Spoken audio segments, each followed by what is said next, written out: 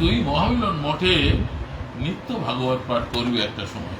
তো আমরা একটা সময় দেখেছি যে উনি নিত্য বহু এ বাড়িতে করতেন, আমাদের বাড়িতে তখন আপনাদেরকে পাইনি, কিন্তু উনি এসে ভাগবত পাঠ করতেন। খুব মানে এত উনি নিজে পাঠ করতেন, একটা সময় এমন হয়ে গেল তিনি আর ভাগবত পাঠ করতে পারেন না বলেই তখন উনি যাকে পেতেন, যিনি করতে পারেন, তাকে থেকে ভাগবত পাঠ উনি শুনতেন। তো এরকম সেটাই নিয়ে অনেকেই এটা নিয়ে আলোকপাত করেছেন ওনার ভাগবত পাঠ নিয়ে।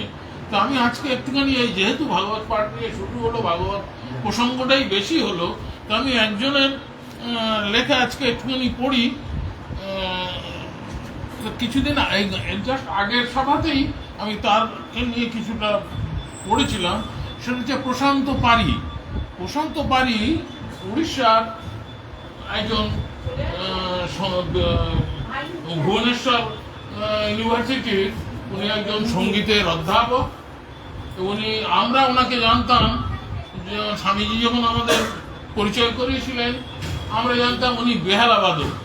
তা আমাদের একদিন বলেছিলেন যে বেদবিদ্যালয়ে আয়, ভালো ভজন শুনবি। তা আমরা বেদবিদ্যালয়ে বেশ কয়েকজন গিয়েছিলাম। তখন ওই প্রশান্ত পারি উনি ভজন করছিলেন, নানা রকম ভজন উনি শোনালেন। লাস্টে তো উনি বেহালা বাজালেন। পরে জানলাম উনি শুধু বেহালা বাজান না, উনি সব রকম বাদ্যযন্ত্রই উনি বাজান। এবং উনি ভুবনেশ্বরের বিশ্ববিদ্যালয়ের উনি সঙ্গীতেরই অধ্যাপক। তো উনি স্বামীজির কাছ থেকে উনি দীক্ষাপ্রাপ্ত হন। তো ওনার লেখাটা নিয়ে আমি একটুখানি স্বামীজির এই ভাগবত পাঠ নিয়ে একটুখানি বলছি। ওনার নাম হচ্ছে প্রশান্ত পারি। উনি লিখেছিলেন আমার সুরগুলি পায় চরণ। তার থেকে একটুখানি বলছি। একবার স্বামীজি পুরী থেকে এসে ভুবনেশ্বর আশ্রমে 1 মাস ছিলেন। না, একবার স্বামীজি পুরী থেকে ভুবনেশ্বর আশ্রমে এসেছেন। বলছেন, পুরী থেকে আমি শুধু ভুবনেশ্বরে এসেছি কথা শোনার জন্য, ভাগবত কথা শোনার জন্য আমার প্রাণ ছটফট করছে। বললেন, যার অহমত্ব মমত্ব দূর হয়েছে, এ জগৎ অনিত্য অসুখ বলে বোধ হয়েছে, বৈরাগ্যই যার স্বরূপ, সে কি নিয়ে বাঁচবে? ভগবানের কথাই তার প্রাণ, ভগবানের কথা ছাড়া সে বাঁচতে পারে না। তো একবার স্বামীজি পুরী থেকে এসে ভুবনেশ্বর আশ্রমে 1 মাস ছিলেন। এই 1 মাস স্বামীজির আদেশক্রমে এ কিঙ্কর ভাগবত পাঠ করার আদেশ প্রাপ্ত হল। প্রথম দিন স্বামীজির কৃপায় ভাগবত পাঠ শেষ হলো। সেদিন স্বামীজি বললেন, আহা, আমার প্রাণটা শীতল হয়ে গেল। পুরীতে বিষয় কথা শুনে শুনে আমার কান পচে গিয়েছিল, বিষয় কথা বলে বলে আমার মুখ পচে গিয়েছিল। ভাগবত কথা শুনে আমার প্রাণ জুড়লো, মন ঠান্ডা হয়ে গেল। আমি ভাগবত কথা শোনার জন্য, ভক্ত চরিত্র শোনার জন্য ভুবনেশ্বর এসেছি। বিভিন্ন ভক্তের চরিত কথা স্বামীজির কৃপায় বলতে হয় এ কিঙ্করকে। জগন্নাথের ভক্ত, শ্রীনাথজির ভক্ত, রাম কৃষ্ণ নারায়ণজি ভগবানের বহু ভক্তের চরিত্র আলোচনা হয়। স্বামীজি কখনো সমাধিস্থ হন তো কখনো ক্রন্দন করেন, তো কখনো হর্ষ পুল কম্পাদি দিব্য ভাবে মগ্ন থাকতেন। কখনো ভক্তমাল গ্রন্থ পাঠ হতো, স্বামীজি শুনতেন। একদিন ভক্ত চর্চা না হলে বলতেন, তুই আমাকে আজ অভুক্ত রেখে দিলি, কিছু খেতে দিলি না। একবার সন্ধ্যার সময় মায়েরা ছিলেন। স্বামীজি বললেন, তুই আজ আমাকে অভুক্ত রেখে দিলি। মায়েরা ব্যস্ত হয়ে বললেন, স্বামীজি আজকে কিছু খাননি। স্বামীজি বললেন, তোমরা বুঝতে পারবে না আমি কি খাইনি। সেদিন আসলে ভক্তচরিত আলোচনা হয়নি, তাই স্বামীজি বললেন, খাইনি। 1 মাস ভগবত পাঠের পরম আনন্দ উপস্থিত সমস্ত ভক্তরা উপভোগ করেছিলেন। পাঠের মধ্যে স্বামীজি অনেক দিব্য ব্যাখ্যা প্রদান করতেন, দিব্য ভাবে মগ্ন থাকতেন। বিভিন্ন ক্রিয়াদি অষ্টসাত্ত্বিক ভাবাদি প্রকট হতো। এসব উপস্থিত ভক্তেরা অনুভব করেছেন। কখনো কখনো পাঠ আমাদের আরতির মধ্যেই শেষ হয়ে যায়, আবার কখনো কখনো এরকম প্রসঙ্গ চললে আরতির পরেও পাঠ চলতে থাকে। স্বামীজি বলতেন, আরে এ তো খুব সুন্দর প্রসঙ্গ, পাঠ চলুক না, চলুক, সময়ের আর কি আছে, এতেই তো জীবন সফল হবে। আবার কখনো বলতেন, আজকে পাঠ এখানেই থাক, হজম করতে হবে তো। আবার বলতেন, ভাগবত কথায়, ভাগবত প্রসঙ্গতেই সময়ের সার্থকতা, ভগবত বিস্মরণে সময়ের ব্যর্থতা। পাঠের আগে এবং পরে নাম কীর্তন হতো। এই 1 মাস পাঠ যেদিন শেষ হলো সেদিনের ঘটনা ভোলার কথা নয়। সেদিনে সেই দৃশ্য বর্ণনা করা কঠিন ব্যাপার। স্বামীজি দিব্য প্রেমে মগ্ন হয়ে অনেক আশীর্বাদ করলেন, আলিঙ্গন প্রদান করলেন আর বললেন, তুই অনেক বড় দান করলি। ভগবত কথা দান, কৃষ্ণ কথা দান সংসারে সব থেকে বড় দান।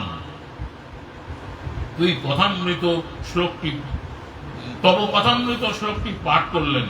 সেই শ্লোকে আছে, ভুবি গৃণন্তি তে ভুরিদা জানা। সে কথা ব্যাখ্যা করে উনি বললেন, সেদিনের স্বামীজির দিব্য প্রেম আর কৃপা আমি জীবনে কখনো ভুলতে পারবো না, যেগুলি জীবনের সম্পদ হয়ে থাকবে। এরপরেও অনেকবার কিঙ্কর স্বামীজির আদেশে ভাগবত পাঠ করার সুযোগ প্রাপ্ত হয়েছে। আগে স্বামীজি ভাগবত পাঠ করতেন, কিন্তু শেষের দিকে আর পাঠ করতে পারতেন না। তার ভিতরের অবস্থার জন্য আর পাঠ করা হয়ে উঠত না, কিন্তু খুব দুঃখিত হতেন। তাই আমাকে বলতেন, তুই ভাগবত পাঠ কর। বলতেন, নিচে বসে পাঠ করা চলবে না। স্বামীজি খাটে বসে থাকলে বলতেন, তুই চেয়ারে বস। আমি বলতাম, না স্বামীজি, আপনার সামনে আমি উপরে বসবো না। বললেন, না, আমি বলছি যে তুই উপরে বস, নিচে পাঠ করা চলবে না। আমি বলছি তুই উপরে বস। একদিন ভুবনেশ্বর আশ্রমে পাঠে অনেক ভক্ত হয়েছে আর মিষ্টি কম আনা হয়েছে। সেই জন্য সবাইকে প্রসাদ আধা আধা ভেঙে দেওয়া হচ্ছে। স্বামীজি তখন খুব রেগে গেছেন আর বলছেন, আরে এরকম কৃপণতা করলে আমি আর এখানে থাকবো না। মিষ্টি আনার আগে দেখবে তো কজন ভক্ত আছে, দেখে তো সব রেডি করবে, ইত্যাদি ইত্যাদি। তারপর থেকে সবাই সাবধান হয়ে গেল। সেবায় ত্রুটি দেখলে স্বামীজি খুব শাসন করতেন। নাম প্রকাশ করছি না। স্বামীজি তাদেরকে সাধু বেশ দিয়েছিলেন। একদিন অনেক ভক্ত এসেছে, কিন্তু তিনি তার সেবায় ত্রুটি দেখলেন। স্বামীজি তাকে খুব বকাবকি করলেন। তখন আমরা বললাম যে তাদের সঙ্গে কেউ মেলামেশা না করলে ওরা ঠিক থাকবে, তবু কিছু সেবা করছে না, ইত্যাদি ইত্যাদি। স্বামীজি বললেন, দেখ, সেবায় ত্রুটি থাকলে আমার যা মুখে আসে তাই বলে দিই, কিন্তু আমার হৃদয়ে কিছু থাকে না। পরের দিন স্বামীজি সেই যুবকের বুকে হাত দিয়ে বলছে, আরে কিছু রাগ করবে না, আমি সেবার জন্য বলেছি।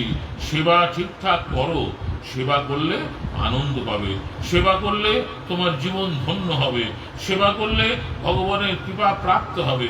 আর আশ্রমে থেকে সেবাতে ফাঁকি দিলে ভগবান সন্তুষ্ট হবে না, গুরুদেব সন্তুষ্ট হবে না। একবার ভুবনেশ্বরের আশ্রমে বিগ্রহ প্রতিষ্ঠার উৎসব হচ্ছে। সেই উৎসবে বেনুদা এসেছিলেন। স্বামীজি খুব ভজন ভালোবাসতেন। মীরার ভজন, সুরদাসজির ভজন খুব হলো, নাম সংকীর্তনও খুব চলতে থাকলো। উৎসব শেষে স্বামীজি খুব কাঁদলেন, বললেন, আমার আর কিছু ভালো লাগছে না। তোমরা নাম করছো, ভজন করছো, আমার কিছু হলো না। আমি বললাম, আপনি কেন এরকম বলছেন? বললেন, না, আমি সন্ধ্যা করতে পারছি না, জপ করতে পারছি না, আসনে বসলে আর কিছু করতে পারছি না। আমরা বললাম, স্বামীজি, এ তো খুব উচ্চ অবস্থা, এরপর তো কিছু হয় না, সুদার ধারাতে পড়েছি, এ তো একেবারে শেষের অবস্থা, এমত অবস্থায় তো আর কিছু হয় না। আপনি তো সেই অবস্থায় আছেন। প্রকৃতপক্ষে তাদের মধ্যে ভগবানের ভজনের জন্য যে ব্যাকুলতা, সেটা দেখাবার জন্যে, আমাদেরকে শিক্ষা দেবার জন্যে স্বয়ং ভগবানই তার মধ্য দিয়ে আমাদের সেই উপলব্ধিটা করালেন। একবার স্বামীজি বললেন, আরে প্রশান্ত, তুই কি আমাকে ভুলে গেছিস? আমি বললাম, স্বামীজি আপনাকে আমি ভুলে যাইনি, আপনাকে ভুলে গেলে কি নিয়ে বাঁচবো, কিন্তু আপনাকে ফোন করতে পারিনি। স্বামীজি বললেন, দেখ, মনকে সবসময় জাগতিক চিন্তা থেকে মুক্ত রাখবি, আমার এই বাক্য সব দিন মনে রাখবি, মনকে সর্বদা ভগবত স্মরণে মগ্ন রাখবি। আর একবার স্বামীজি ফোনে বলেছিলেন, দেখ, তোর আধ্যাত্মিক জীবনকে সবসময় ধরে রাখবি, যদি কারো আধ্যাত্মিক জীবন নষ্ট হয়ে গেল তবে ওর জীবনের কোনো মূল্য নেই। পরম দয়ালু স্বামীজি সব সময় আমাকে রক্ষা করে এসেছেন, বিভিন্ন উপদেশ প্রদান করে আমাকে কৃতার্থ করেছেন।